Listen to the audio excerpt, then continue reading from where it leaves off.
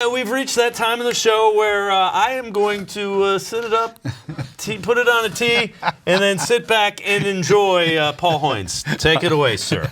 Dave, the thing that amazes me about professional sports is the vibe changes in a moment. And, it can go from being a business to a game and back again in a heartbeat. And nothing points this out more clearly than the last game of the World Series. The last game of the World Series, on the last out, about 100-plus players automatically become free agents. And, and a lot of those guys, it turns out, that are on the World Series teams. Take, gerrit-cole, for example. The Houston Astros lose Game 7. Afterward, an Astros PR guy came up and asked him if he would talk to a group of reporters. And Gerrit-Cole reportedly said, well, I no longer work for the Astros because I'm a free agent. But he agreed finally, and when he went to talk to the reporters, he's wearing a Scott Boras agency hat, not the Houston Astros baseball cap. And a couple days after that, the Nationals are getting ready to, hold their World Series parade in the nation's capital, the first such parade since 1924 in Washington, D.C. And Stephen-Strasburg picks that day the MVP of the series to opt out of his contract and become a free agent.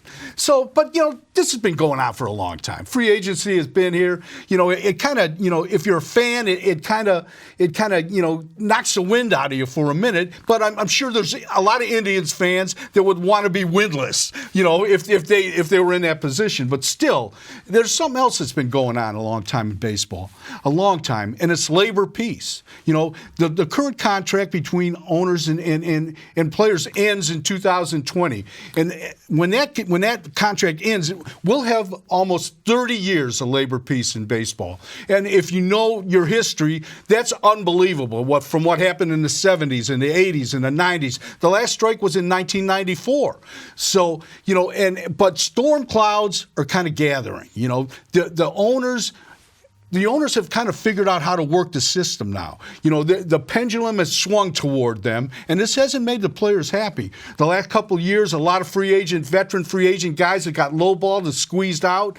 They've had to come to spring training on minor league deals and one-year deals, and it's made them unhappy, and it's also made Tony Clark, the union boss, unhappy. He's simmering over this. He has all but accused the owners of collusion, something that the owners did in the 1980s, and it cost them millions upon millions of dollars because they were found guilty of it.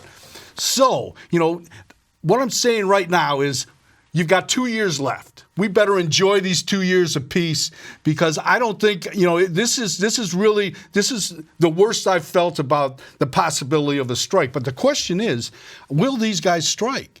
These guys have gone 3 decades. These players have gone 3 decades without strikes. They haven't, had to go through the blood, sweat, and tears that the other guys, the former players did to give them the contract and the situations that they have now.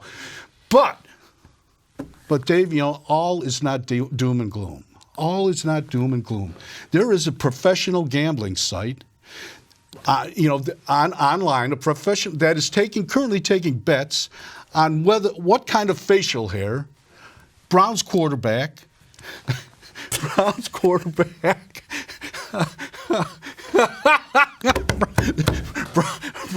Baker-Mayfield. Browns quarterback Baker-Mayfield will be wearing when he comes when he takes a first snap against the Buffalo Bills on Sunday. Will he be clean shaven? Will he have a mustache? Will he have a beard? Will he have a Fu Manchu? Baker-Mayfield, who's tied for the NFL lead in interceptions. The world awaits. What are you going with? Clean shaven, beard? I'm going with the Fu Manchu. He didn't deserve the handlebar mustache. He said Raleigh fingers. He couldn't do Raleigh fingers. At least he admitted he didn't deserve it. And with